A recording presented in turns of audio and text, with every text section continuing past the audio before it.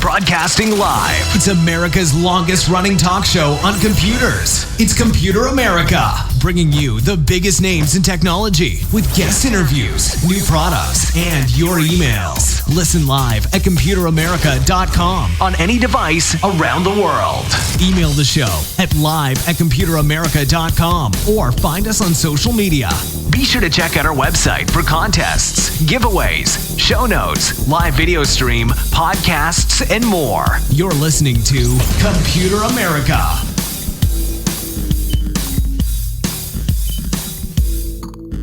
Hello and welcome everyone into the Computer America Show. We are the nation's longest running, nationally syndicated radio talk show on computers and technology. How you doing, everyone? We are, we're live. So everyone, today on the program we have the one, the only Mr. Nathan Evans. He is, of course, managing editor over at Popzara.com. And if you go over there, you can check it out. You can see everything from product reviews, game reviews, book reviews, their own articles, and of course, lots and lots of stuff to read, watch, and enjoy. So, we'll be talking to Nathan Evans as we do the last Friday of every single month, and really looking forward to it. So, in the that'll be for both segments. Yeah, it'll all be good. If you missed any of this week's shows, we had a number of shows, and of course, our guest yesterday with Archive 360 was a lot of fun. If you want to listen to anything and everything that we do here on the program, computeramerica.com. There'll be there in the show notes after the program. There'll be a link to our guest website. So all you have to do is remember our website, and you'll have a link to everything else. Find us on social media. Find us, find all the content that we put out there on the website. And hey, I hope that you sit back, relax, and enjoy as we get things started. So, as I said before, managing editor, Popzara.com. If the name is familiar, it's because they are the ones who help us with so many of the different conventions. Although the past year, a lot of them have been virtual. So, we've all had front row seats to those. But still, breaking it down, covering it. And just like this week, there was, of course, the Windows announcement that we really didn't cover.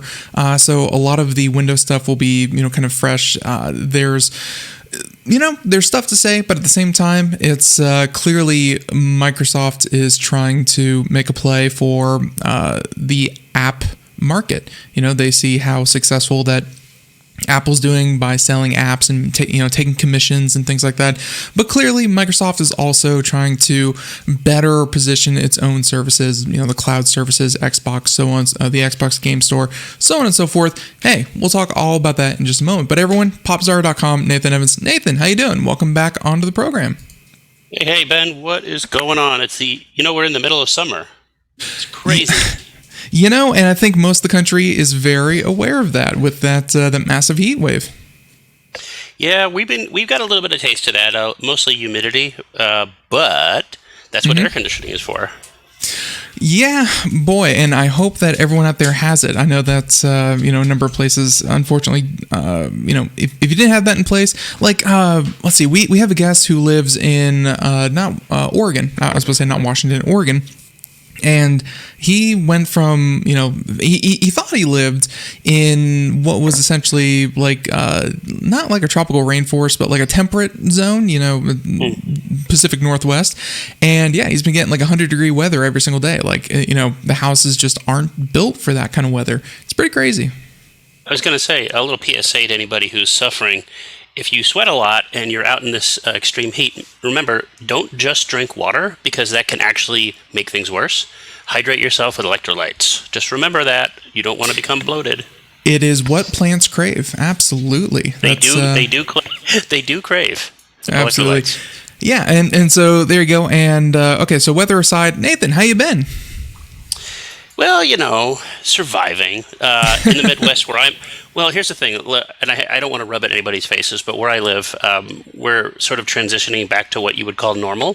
Mm-hmm. So it's been nice being able to do things without wearing a mask, without being arrested, without fear of being thrown into prison. So I would hope that everybody gets to experience that sort of freedom soon, nice and safely, through whatever cause. So if you're listening, I think things are shaping up. It's a good thing. Yeah, I definitely been noticing that around here, and I hope that everyone I see out there has, taken the precautions that they need. I feel like not everyone is, but at the same time, people were just sick of those masks. It was, I get it, they're uncomfortable, they're unwieldy. I mean, I still wear them just because I need some kind of moral high ground to look down on the people who don't wear them. I need that for my shallow ego, but for everyone else, like, I get it. Well, if you don't have symbolism, what do you have? Exactly. No, but generally speaking, though, I mean, I think we can all collectively say we've done our part. Mm-hmm. We move forward, and we get this country back on track. And we only do that together. So no more infighting, no more unnecessary muckraking. I don't care who you are and what you look like. It's time to hold hands, kumbaya, and just get this show on the road. It's time. You know who we should fight? We should fight the latest $2 trillion company on the market. And yeah, we should start the show off with some Microsoft, if you don't mind. As we record this on Microsoft equipment and servicing Microsoft services. But you know what, though? I mean, they're a nice Borg for the most part. Can we just say this right off the bat? Can we just get this out of the way before anybody is going to castigate us? We've been saying for a long time, and I've been saying for a long time, that Microsoft's design philosophy has inched ever closer, ever more sanded edges to the Mac OS a little bit. Right. I've said this before. Yeah. There's no ambiguity about it this time. They just went in. They said, you know what, F it. Just let's go. They saw the Mac dock and they were like, yeah, it's time. That's the future. To be honest with you, I don't think they're copying Apple. That's the weird thing. And that's the weird thing about tech blogs, as I've told you about, is that I don't think tech blogs actually use the products they review. I think they just tap buttons and run like algorithms. Mm-hmm. I don't think Microsoft is copying the dock from Apple. I think they're copying the dock from Chromebook. Have you seen Chromebook's dock? Yeah.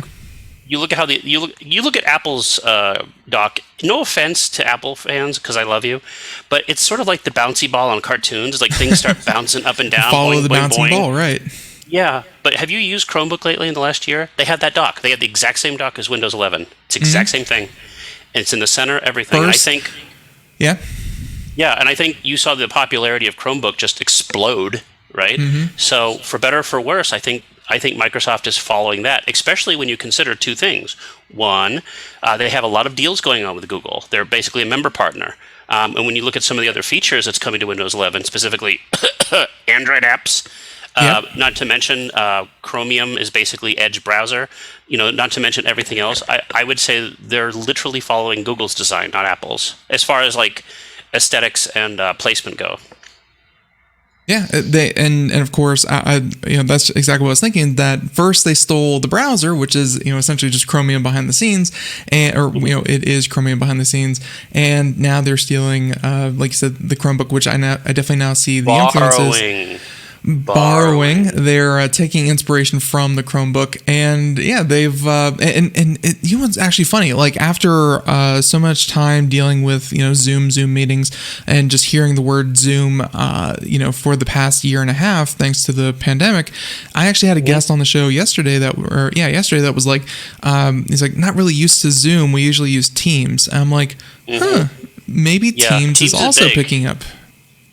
Yeah, Teams is pretty big, and we on this show we talked about there was a rumor that Microsoft was going to buy Discord and integrate it, but that never happened. It's because they already have a program that's more popular, and you think to yourself, I don't use Teams, I use Slack, I use Discord. Yeah, you're not a business person. Teams is bigger than Slack. It's bigger than that, and the reason being is because it's integrated with Office 365. I will say this: we use Slack at Popzara. Just put it out there. But we thought about using Teams, but the problem is that my user base for my editors are so disparate. Like they just Teams Slack was a better choice. But going forward, though, I mean, it is what it is. I mean, it's not just that they're using Teams. Is that the other big news, and it wasn't really big news, was that they've downgraded Skype to a has-been product. Yeah. And I think we might see the devaluation of Skype at some point because it's no longer included with Windows. You have to download it yourself. Yep. So they're definitely going to transition over to Teams, and especially I think with some of the announcements they had at the Windows 11 launch event, they were even talking about Teams is not just for business, it's for connecting families, and that used to be the pitch that Skype held, was that it was more than just business meetings or video calls. It was your all around social media stop. So Teams is definitely moving that, and even on top of that.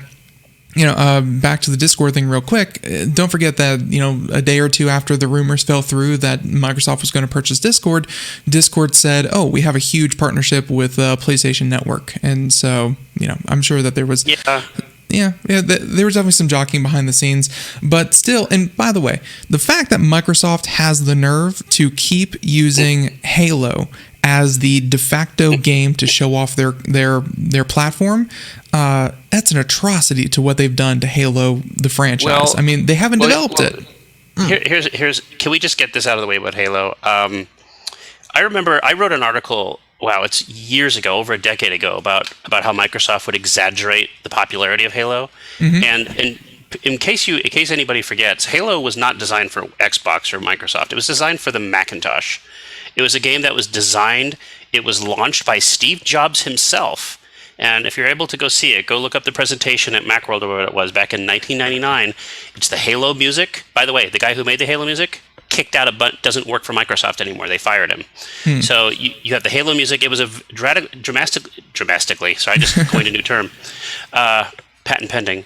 But basically Microsoft getting into the game industry required them basically co-opting other IP.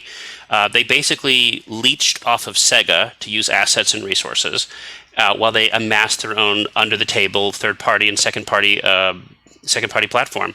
And Halo was the key of that. Halo was their game. And the problem was, though, Ben, is that on one hand, Halo accurately predicted the way we'd be playing games. To be fair, it did.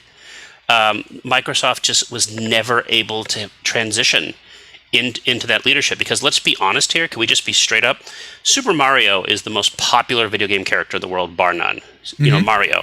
But Mario wears very many hats, including today, you can go golfing with Mario on the Switch. Nintendo was able to take the character and put him in different genres and expand the brand. Whereas Halo was just Halo, Halo, Halo, Halo, Halo, Halo, First-person shooter, roleplay, that's it. And they were caught between let's innovate, but let's not innovate. And the problem is that I think Bungie had enough of that. Bungie quit. So, can I just say this? What is up with video game developers who get tired of making the same game over and over again, quit, do their own thing, and just end up making the same thing they left? It happens so much.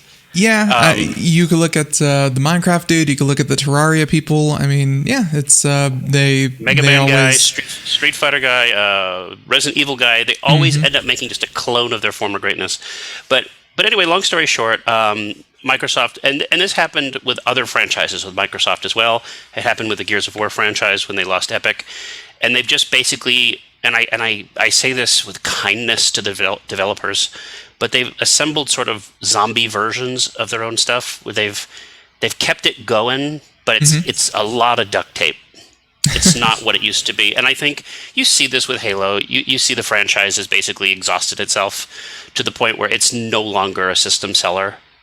So it's no longer a system seller. It's no longer a major franchise. It would help if they actually released a version of Halo for the new system. But Halo Infinite's still a twinkle in someone's eye. It's it's not just that, though. You forget that when Microsoft announced the Xbox One, they also announced partnerships with Steven Spielberg, with Peter Jackson.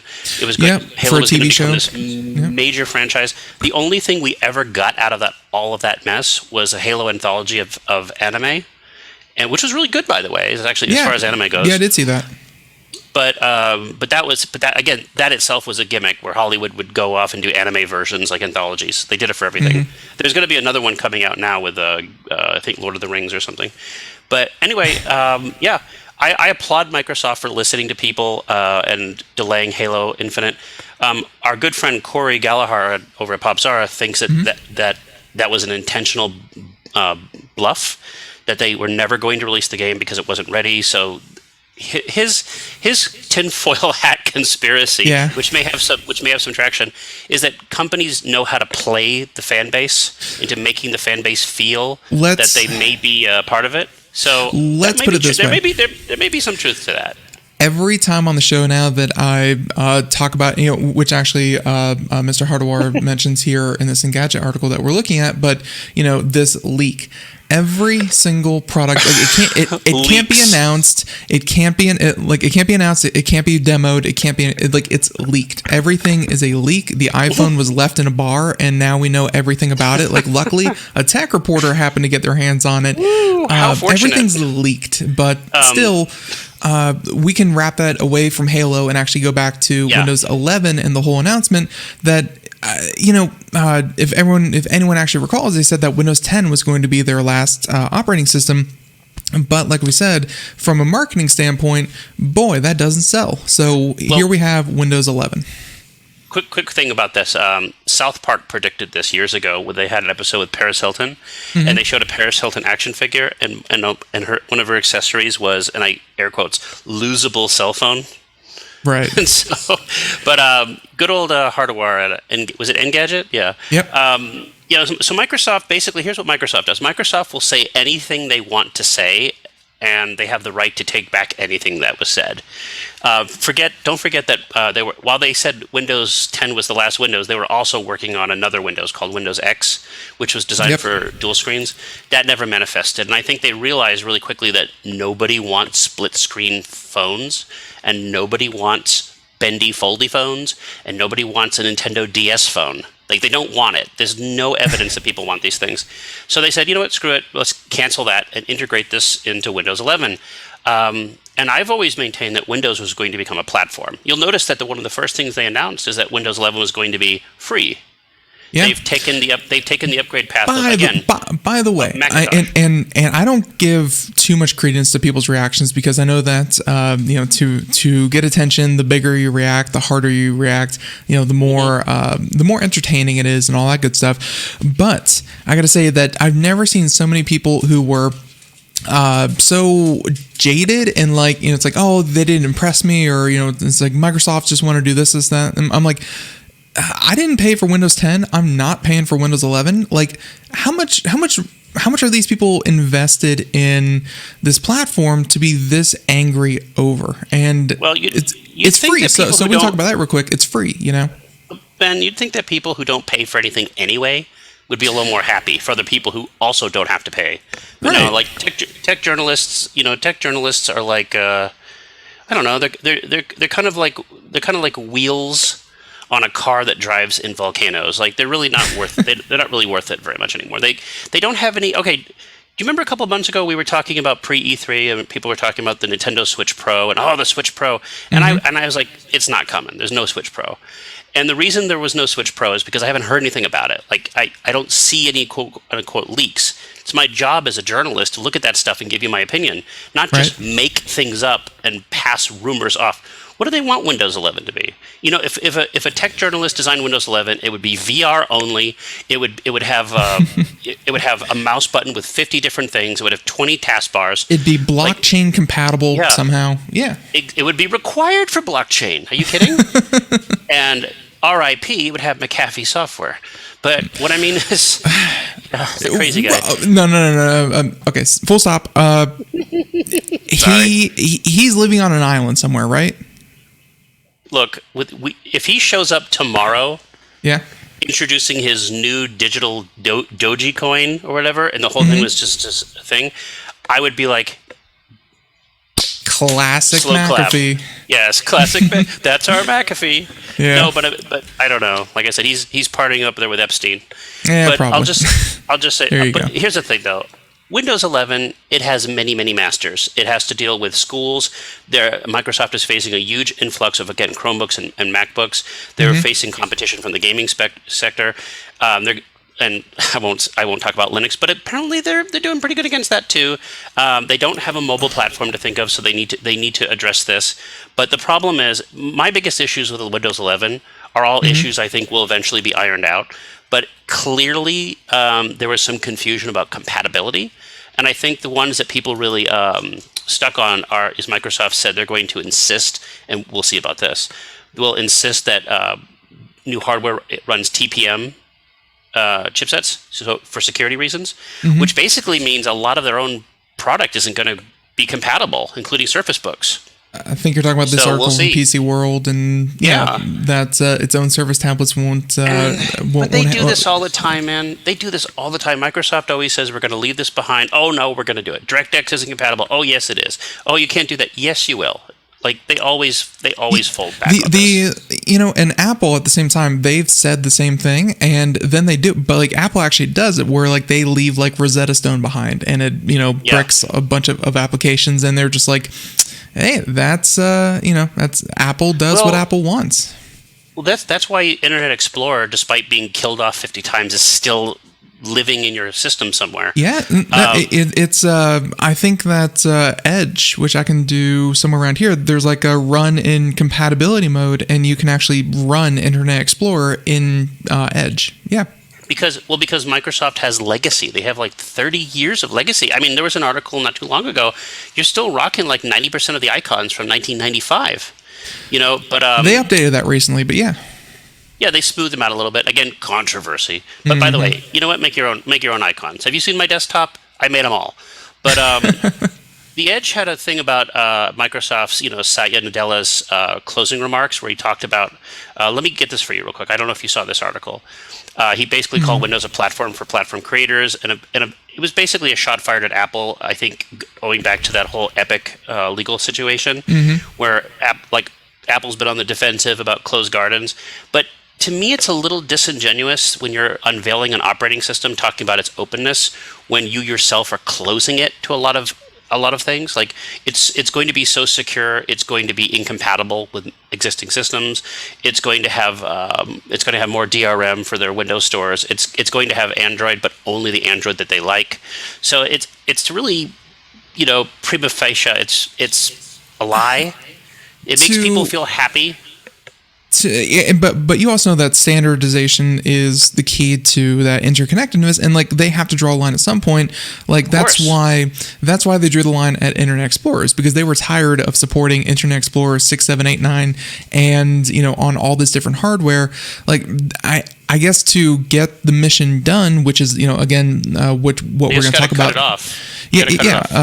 To get the mission done of Windows 11, which is to get an operating system that works with apps and can actually essentially be a Windows store that people will actually use, they have to cut some stuff off and make it compatible. Can I say this? When Windows 8 came along, and Microsoft, again, they tried this before when they cut it. When they had the Windows 8, they had the very legitimately controversial start screen with the live tiles. And they had Windows RT, and they had all this stuff. Let me tell you something real quick that there was a lot of reviews for Windows 8 when it came out that criticized the Windows App Store for not having a lot of apps at launch, but they also said with all sincerity, "Oh, it's Windows. The apps will come." It's a foregone conclusion. That didn't happen. Like developers fled Microsoft, which is always strange to me, because here you are, the world's biggest platform, offering you the fastest, easiest way to get your software onto the platform, and they rejected it. And I wonder why that was. Like, why did developers reject? And the only thing I can say is they didn't like the hoops that Microsoft was putting in front of them. That works for Apple. Apple has their own platform. They have their own app store. Mobile apps have their own app store. Video game consoles. But for some reason, asking people to resign themselves to that type of control was a bridge too far for Windows developers. And I'm trying to think back to the actual adoption rate. I mean, that's back when XP was still, they're still struggling to kill XP. I think that Windows 7 was more popular than Windows 8 for a long time. Forever. Yeah, to try to get them to develop for Windows 8. And Windows 8 was, I can only imagine, was not that easy because, again, the whole point of Windows 8 was that it would work across your Windows phone, your Windows laptop, your Windows tablet, your Windows computer, all one operating system, no matter what device you're using, everything just works. And I'm sure that to the back end, that took a lot of extra work that, the majority of people were still running 7. So. Well, here's the thing, though. It also didn't work because, again, they're very confusing, the rollout, when they had Windows 8 and then Windows 8 RT, which was an ARM-based processor, which the apps weren't compatible. Right, mobile. Yeah. And then of course you had when they had the forward compatibility to Windows 10, you remember the upgrade path was Windows 7. Mm-hmm. The upgrade path was Windows 7 because they needed people to get off 7. And eventually they did. Eventually, let's just be honest, it took a while and there were a lot of stragglers, but eventually people adopted Windows 10. After 8.1 and reviews started coming out, it's like, oh, they fixed a lot of stuff. Then, then 8.1 did good. Yeah. And to be fair, Windows 10 is awesome. Like, I really like it. Like, it's the one that got me off of Apple, to be honest with you. Mm-hmm. It was much, and it's not perfect by any means, but I can do more with it. And that's the thing. I can do more with Windows 10, and I can do it cheaper and faster than Mac OS. Now, that may not be the same for everybody. There may be people who need, Final Cut Pro on Mac, or they're just so used to certain things. But generally speaking, Windows 10, it's got my respect. It does a very good job considering it's juggling the world, whereas Apple and Android and iOS, great as they are for certain circumstances, they're just not the same. It's just the case usage for me is not the same. So. Right. Yep. And by the way, just kind of reading through these notes here, I was looking at things like multi-monitor support, which I actually love because there's multiple times here on the show where like I'll be trying to drag a window to a different monitor and my whole system just blows up. So that's great. Clearly they're dragging some stuff into the modern age, but we can also talk about real quick about gaming and the fact that you are the one who kind of brings it to my attention often, which is Xbox Game Pass is actually really good. Very good. That's probably one of the best things that Microsoft has done in the gaming arena. And now I think that you can stream your Xbox Series, Series X and S, and stream it to your Windows PC. So, that interplay that they finally were able to, they're finally able to deliver on that. That's coming. So it's a little confusing. So all credit to Microsoft for not debuting a software that wasn't ready, a la Stadia, Luna, everything else. Generally speaking, I've used every single streaming service out there, and I can rank them in terms of quality. I would say as far as robustness goes, you're probably looking at GeForce Now, just simply because it's flexible. For absolute quality on a dime, you're probably looking at Stadia, to be honest, or even Amazon's Luna. But I would take none of them over native. And the reason being is because, and I'm running on and you're going to hate me for saying this, Ben, and I'm so sorry, but I'm running on Google's fancy new Google Fiber 2 terabit. I have a Wi-Fi 6 router. I have the best. Of course you are. And even then it doesn't work right. like Microsoft's streaming. Now, as good as Game Pass is, Microsoft is tipping their toes into the streaming business. And again, good for them. They're not doing it quickly.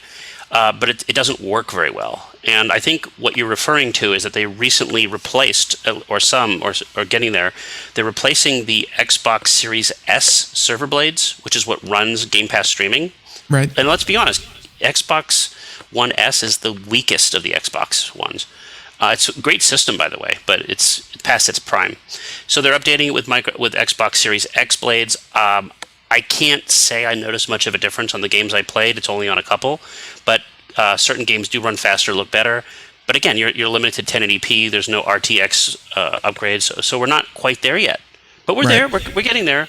But it's also and sorry to cut you off there, but it's also kind of a push back towards Apple, where obviously Apple Arcade, which I don't know any numbers if it's doing well or not, or if it's even a good value, but clearly actually last year at E3. I want to say it was like 2020 when the economy was falling out the bottom and Microsoft was like, you know what, we're going to buy all the game studios. And then they bought like Bethesda and stuff like that. So clearly Microsoft is getting their own subscription service, fleshed out. So, I mean, they're pushing back against Apple Arcade. Everything that I've seen does not change my mind at all. That Microsoft is transitioning the Xbox from hardware to software. And I say this with kindness. I'm sorry if people are fans out there. By all accounts, the Xbox Series X is a marvelous piece of hardware for game consoles. People who use it love it. But I don't think it's sold very well. And I don't think it's going to change. And simply because there's no original software for it. We just sat and watched the E3 presentation, which you can listen to. We have a Popzara wrap-up. There's nothing. There was nothing announced for Xbox. Nothing. And to its credit, the PlayStation 5, which is its competition, has many, many things coming out for it. And by all accounts, the PlayStation 5 is sold marvelously well. The only thing that sells better than the PlayStation 5 is the Switch. Right. And so you're looking at one piece of hardware that's really powerful, another piece of hardware that's not very powerful, and they're both outselling the Xbox. Microsoft has not made the argument that the Xbox Series X should be in your living room. In fact, you mentioned Halo. Halo was designed as an Xbox One game. It was dragged kicking and screaming for the Xbox Series X. People didn't like how it looked. It was delayed. Now it's going to be a PC game, then an Xbox game, and then an old Xbox game. So you talk about legacy.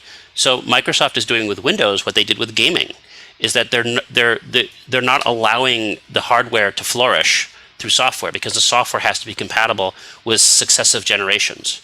And so I'm sorry, but if you have software that needs to play just as nice on 10-year-old hardware as it does brand new hardware, it's going to be limited on the new hardware. That's just how it goes. It's always been this way. So again, that works with Windows because it's not bleeding edge, but it doesn't work with gaming. And so we're going to see what happens. Yep, absolutely. And I think that one of the last big points with this whole Windows 11 announcement, which I think they said like 2022, like the end of 2022, I think, right? Or no, 2023. No, this year. Was it this year? I was not paying attention. I think no one was, but I think they said it's going to be a free upgrade this year. So we'll see. We'll see. Well, later this year, that'd be nice. Like last I heard about this year was that they were working on a big fall update. That would be surprising if that fall update that they were working on was full on Windows 11. But there you go.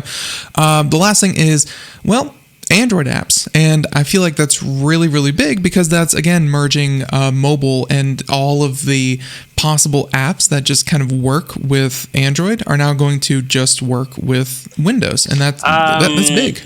Kind of. Because it was adding support for Android apps. Yeah. It was adding support for Amazon Android apps. And we got to be clear about this. Because when they say that, it basically means the Kindle store, the Kindle Fire store, which is respectable, but it's not huge. So that means no Google Play Store. That means no sideloading Google Android apps. So it's not full blown like BlueStacks for Windows. It's no, and again, this is why I had to take umbrage a little bit with what Nutella said about open source, because he's literally bragging about bringing an operating system that's open, but he's bringing the closed version.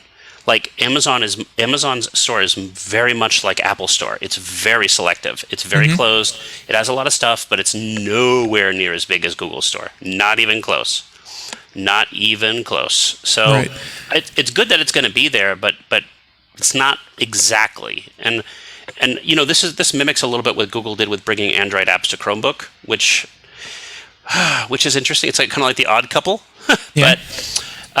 It'll be interesting to see what this means, though. I mean, for certain Android things, but how are they going to reconcile two just very, very different operating systems running natively, like different file systems, different security patches? I mean, I've tried running Android apps on a Chromebook before. It's not as easy as you think it should be. Right. And by the way, just found here, PCs with Windows 11 pre-installed will be available later this year. So yeah, that means Windows 11. It is this year, okay. Yeah, it will be this year. You know what's fun? If you go to the official Windows 11 page, it looks exactly like an Apple page. Yeah, that's actually just what I was looking at. Yeah. It's structured introducing Windows 11. Yeah. It's structured. Actually, is that the page? Yeah, that's the page. You're right there. Yeah. Look at that. It's exactly like an Apple page. Go back up for a second. Well, no. Apple Pages would be like one of those things where like as you scroll, like the page dynamically shifts. Yeah. So real quick, go back down. So one thing they're putting into Windows, it's the snap feature. Go back up. That's actually from their Edge browser. Have you seen that? Their Bing search. Have you ever used Bing search? Go down right there. Yeah. Right there. Yeah. That's actually from their. That's from Bing search. I'm sorry. Yeah. No, I've actually not seen that. Like I'm using Edge, but one of the first things I did was switch back to Google instead of Bing. No, I've not seen that. I guess it's different ways to format the content that you're looking at. So it's pretty. I mean, honestly, like the snap feature they have now is basically just like close your eyes and hope it works. Yeah, like left, right, up, down, but that's about it. Just maybe like 4 quadrants if you want. That's it. This is pretty cool. I mean, this is like fluent design that I like. Like to me, it makes sense that you have like a mouse-driven menu. Mm-hmm. So whereas like the only other snap that's ever worked has been on iPad. But again, that's all touch based. That's all please work. If it does, it does. So that's good. It's definitely good. So there's all that. I think we're going to go ahead and move on from Windows 11. But sure. Hey, it's free, and it's so far people seem to be saying that it's a pretty stable. It's some improvements here and there. I'm going to try it out. I'm going to try it out next week when they do the thing on a laptop. Do you think people have a choice? Do you think because obviously with Windows 10 for every home consumer, like it was like a 2-week cycle, and then you had to update to the latest update. You couldn't put off those Windows updates for long, and obviously for corporate you could go like 6 months or something like that. Do you think there's going to be a forced move from Windows 10 to Windows 11? No. I think there's too much legacy built into Windows 10 for that, and Microsoft's not stupid. So I think it's not like Apple would force people to upgrade and then it would literally cut software off, like Parallels and all that stuff, or. Yeah. Well, what was the big one? It was Final Cut Pro when they made people upgrade and they just did not like the new version because it was incompatible with certain things. It actually destroyed workflow in certain Hollywood studios. So with all due respect to Apple, Microsoft is much, much, much smarter than Apple when it comes to forced upgrades. So we'll see what happens. Yep. There you go. So Windows 11, we'll see that a little bit later. Why don't we go ahead and talk about, actually the Xbox Cloud upgrade is live. You mentioned that, lately where you're talking about things, kind of look better and, play a little bit better. Anything else you want to say about Xbox before we moved on from Microsoft?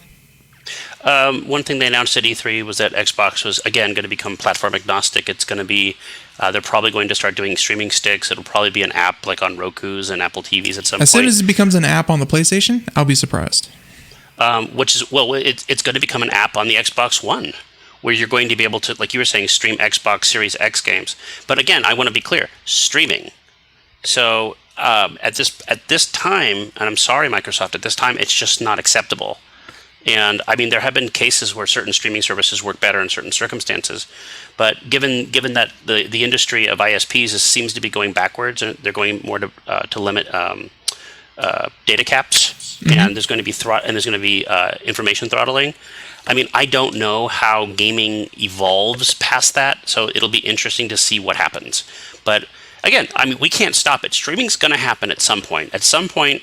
Microsoft is investing in streaming. They're going to start requiring cloud stuff. I mean, that's fine, but let's just hope when they do flick the switch, Ben, that it won't be terrible. Because right now it's not ready. We need SpaceX to get that Starlink up. That is the solution for streaming games. Can I say this real quick? What's that? Again, at E3 they showed a game. They showed Guardians of the Galaxy, which is a very graphically robust game coming for the next generation consoles. A version of it will be coming to the Switch, but it's the cloud version, which just like Resident Evil 7 or Hitman 3 is a streaming version for the Switch, which means it's going to perform terribly. But I'm sorry, but it's just not ready.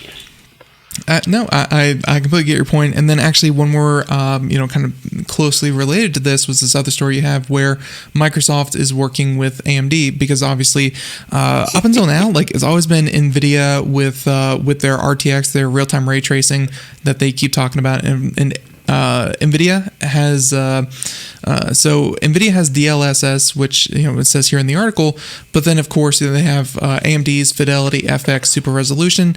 I do remember seeing this part of it where they were I think didn't they use like Skyrim on this part where they were talking about this, and they're like, look how much better Skyrim looks, and it's like, great, you upgraded a 10-year or like a 15-year-old game at this point.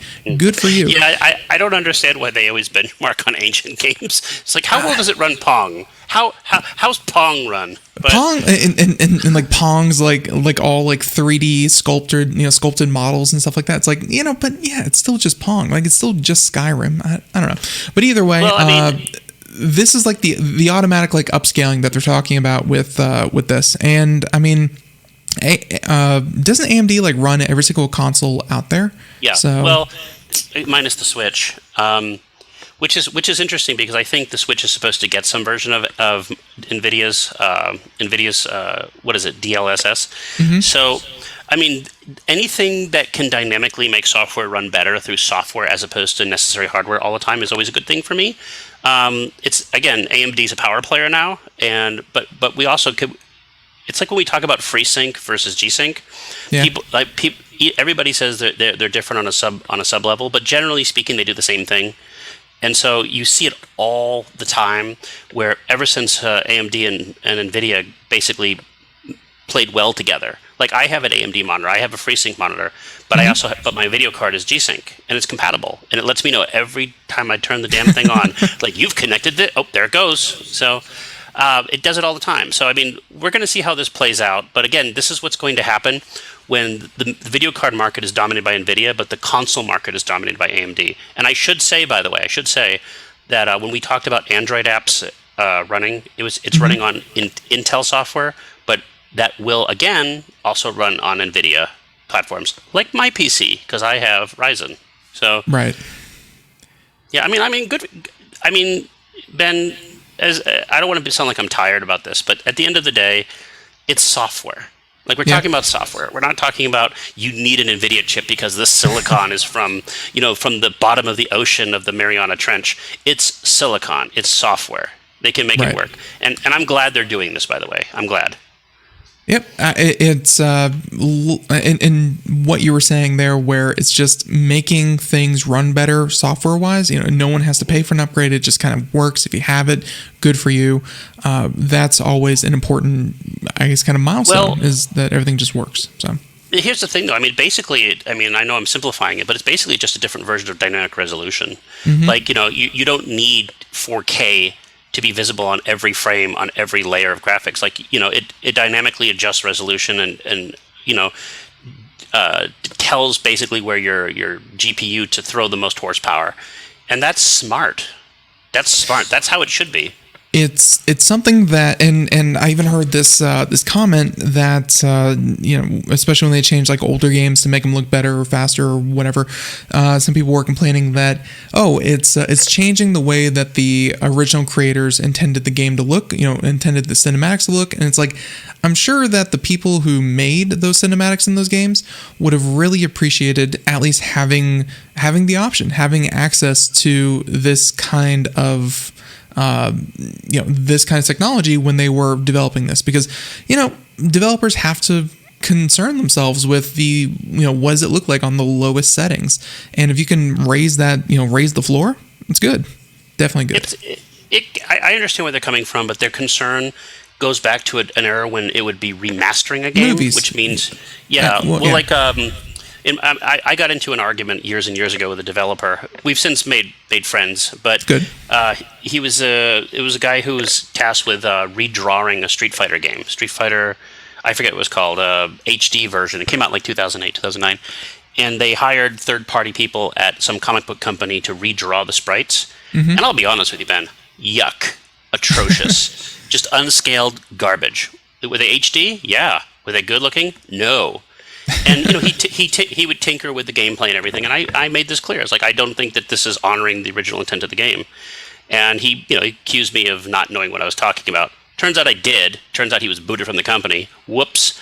But at the end of the day, That's what I think people are complaining about. What this is not this. What we're talking about is not that. This is taking the original game and basically running it through a new algorithm and trying to make it more efficient. So this is much more in keeping in line with the original programmer's intent, I would imagine. But you know who we'll I see. hope does that really well is and you know, this is just talking video games at this point, but Diablo 2, which is coming, by the way, it's coming back. Yes, the Diablo 2, where it's kind of like the remastered versus the original, and the fact that you can just switch back and forth, you know, from the old engine to the new engine, really cool to see, or I should say like the old graphics versus the new graphics. So there's something to be said that.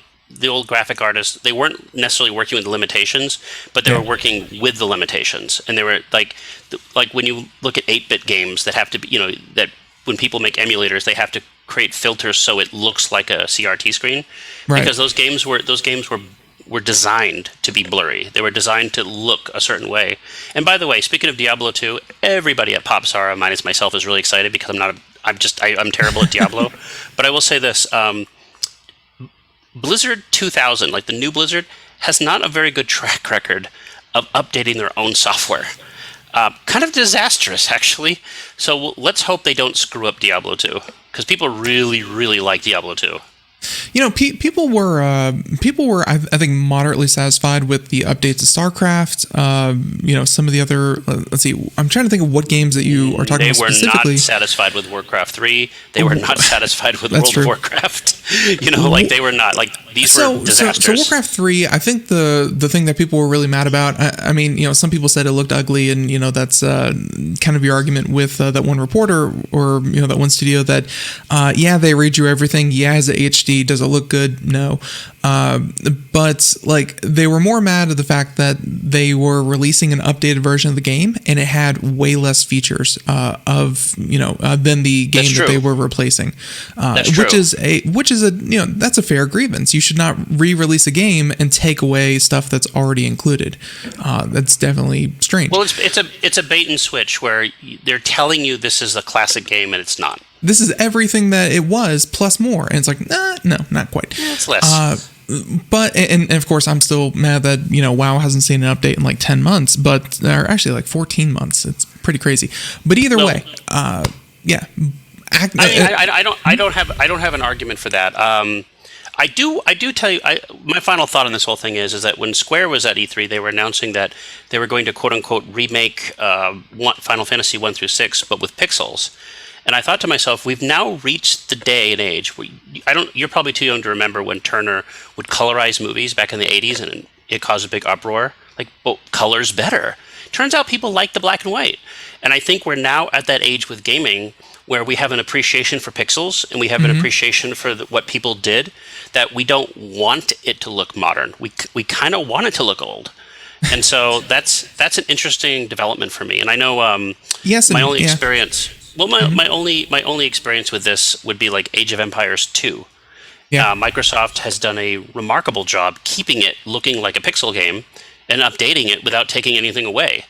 And I think when people, I don't know how excited people are for Age of Empires 4, but it doesn't look to me, it doesn't look all that different than a game that came out 10, 15 years ago, which is fine. I think people are okay with that.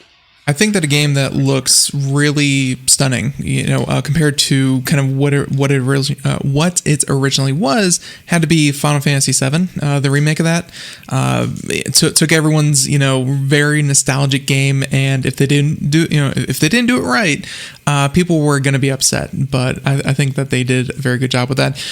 We're not done talking about Blizzard, though, real quick, because I don't know if you follow the man, the myth, the legend, Mr. Bobby Kotick, but he was in the news this week as well.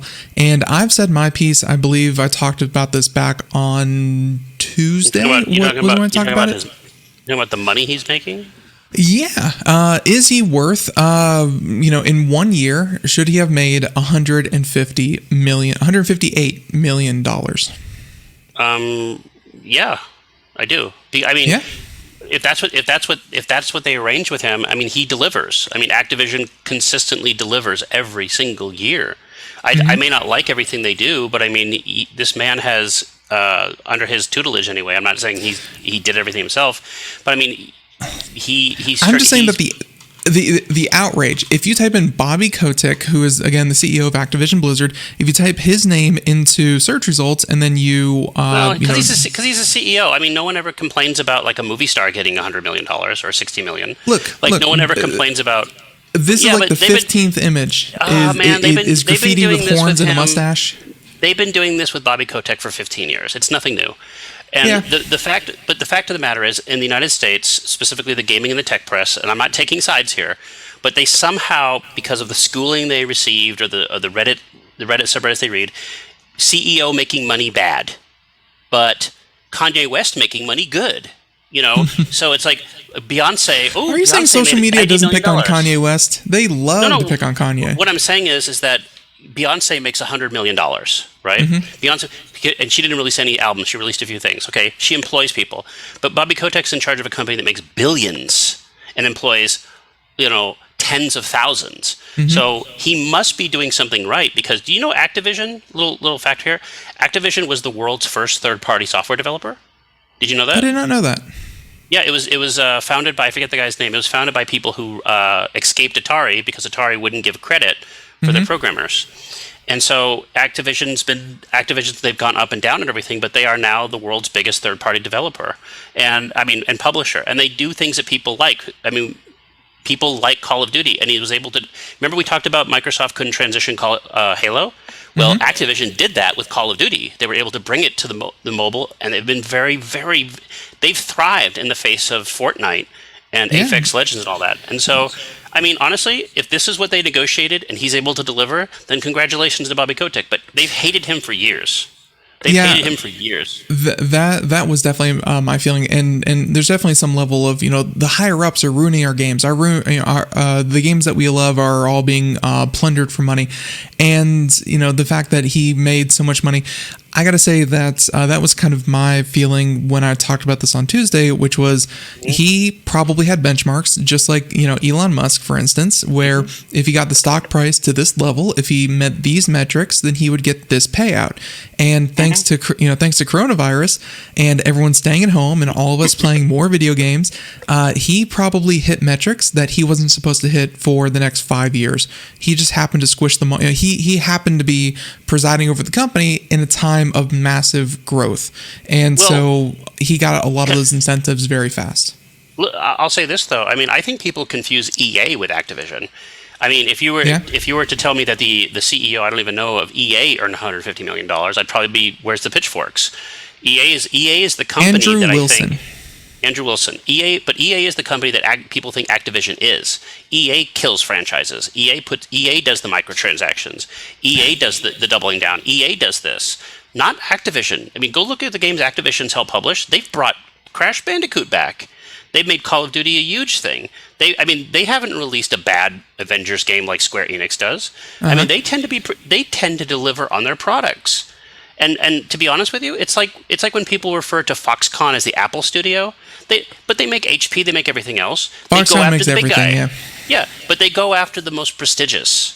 And it's kind of funny. Like, I think this is since we were last talking about you, and we're not going to get into the whole Uyghurs and slave labor and that's your show will get banned if you do that. So there you go. Well, and so far we're good because I've said my piece on that. But more to the point, whenever reporters talk about it, they're like, "Well, you know what? Apple may be using slave labor," and it's like, no, Foxconn is importing labor from certain parts of China, and Foxconn, and Foxconn is contracting subcontractors, and they may be doing it, but it's like they picked Apple, they picked Foxconn, they picked slave labor, and they've missed a number of steps in between. But hey, it makes headlines. That's exactly what it is. I mean, it's the verification. It's the validation of clickbait. And again, I'm not trying to say that I think Bobby Kotick deserves all this money. I mean, there's a lot of people who probably deserve more money. But at the end of the day, I mean, this is the contract he negotiated. He's clearly meeting it. As far as I'm concerned, we should all be like Bobby Kotick. I mean, I'm being serious here. Like, the video game industry is held up by like 5 companies, and Activision's it's seriously, it's Nintendo. I think it's Nintendo, Sony, Activision, possibly EA, and there's another one too. And these I think maybe Valve, and these companies form the vast pillar of money-generating games that allow you to have those millions of indie games that nobody's playing. So it's great that you love the latest pixel shooter, but that pixel shooter is not going to support a company of 200 with benefits. Mm-hmm. It's going to be the latest Call of Duty. That's Call of Duty, whether you like it or not, makes so much money that that allows companies to experiment and have other products and other subsidies like this, and that's what happens. And By the way, I mean. Yeah, and I just want to say that the top 5 video games, because I was actually curious. I haven't looked this up in quite a while. This was for 2019-2020. Sony, Tencent, which is one that you missed, but they're obviously huge. That's like Riot Games and many others. Tencent's in transition. Like someone's buying them, they're buying someone else. No, they're ascending. They're ascending, but they're not quite what they are yet. They're mostly in the mobile sector. They're 16 billion. So Sony's number 1, Tencent number 2, Nintendo number 3, Microsoft number 4, and NetEase number 5. NetEase is again another Chinese one, and then Activision, EA, Take-Two, Bandai, Square Enix. So, but yeah, that is the vast majority of the revenue. Is those 10 companies. The world is changing. And again, we see mergers all the time. Mergers all the time. I mean, for example, look at Activision, Vivendi, I think it is Vivendi Software. You have Blizzard. You have the acclamation of all this stuff. You just saw Warner Brothers on the movie side partner with what was that horrible logo that they released? Discovery? I forget what it was. Yeah. But things change in the video game world. You're going to have Sega Sammy. You're going to have Square Enix. You're going to have this. And at the end of the day, in 10 years from now, which of those companies are going to be robust enough to remain themselves?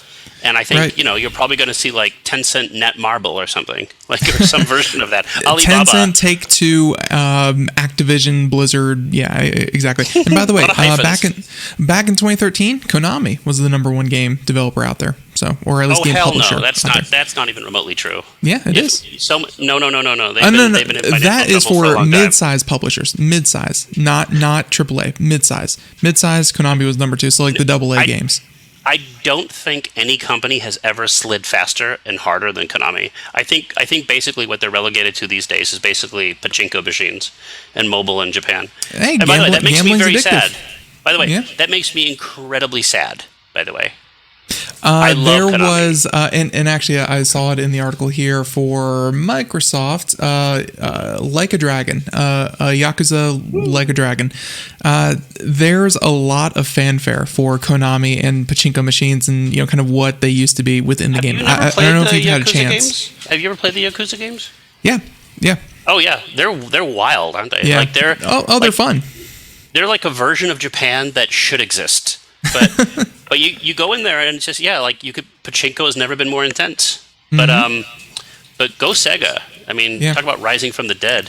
So speaking of rising from the dead, we have like 3 minutes here, and we have a couple of stories that will actually die a sad, lonely death if we don't talk about them. Okay. Brave, you mentioned this, and by the way, I don't know what's up with DuckDuckGo. I don't mind bringing up DuckDuckGo because it's a browser and a browser. They have spent so much on advertising to advertise that they don't collect advertising information. Where are they getting their money? What is up with DuckDuckGo? But I don't know yet. I use DuckDuckGo, but a lot of people don't know this.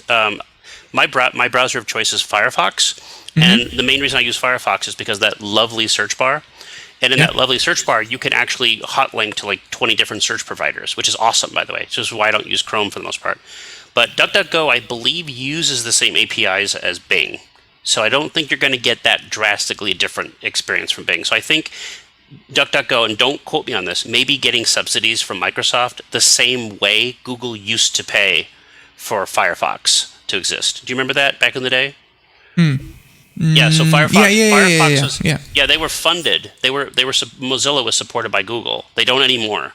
And so I believe that operating system companies may actually pay DuckDuckGo for inclusion on their operating systems. Like I don't know how the finances go, but I use DuckDuckGo once in a while. It's a good alternative. It's not too different than Bing, but once in a while it is. So it's nice.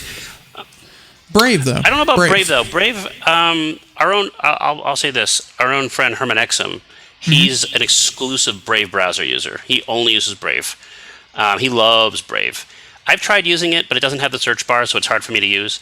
But I'm for it in theory. I think what they did to their, I think with the founder, what was his name again? He was the guy who created JavaScript. What's his founder name? of Brave? Founder of Brave. What is his name? Brave Software. Brendan Eich. Brendan Eich. Yeah, he also founded Mozilla, and he was dropped from the company because it turns out he had donated to someone, to a cause, I should say, that was well. Let's not get into it, but what happened to him was pretty bad. And I think most people feel sympathetic. And so he said, okay, well, I'm not going to give up. I'm going to make Brave.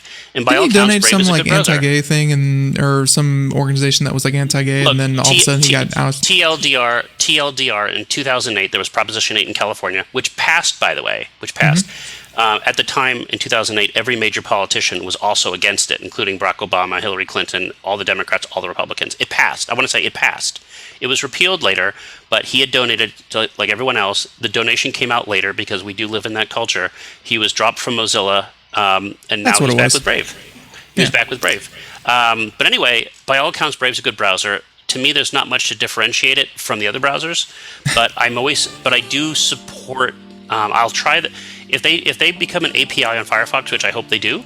Then I will use them and I will give them a chance. So competition's good. Yeah, competition's good. This idea of like a private, secret search engine, I'm wondering how much people will be for it, because like, yeah, I think that people are very against being tracked, but I think people also really like that when they type in Chinese food near me, or Chinese food near them pops up. So they're gonna have to trade one for the other, and are they actually going to do that? We'll see. We'll see how Nathan, it happens. Music means that we're done. Popzara.com. Anything that you'd like to point people to? Yes. Please listen to our new podcast on movies. We have something about RoboCop. Look at that RoboCop. Look at that beautiful face. And we have an E3 wrap-up you want to listen to. So go listen. Go listen now. It's free. Go. Absolutely. You can click right there on podcasts. You can find them all right there. So everyone, thank you so much for tuning in. Nathan, thank you for joining us on such short notice. But everyone, last Friday of every month, Nathan will be here. Until next time, everyone, have a great day. Thank you so much. Bye, everyone.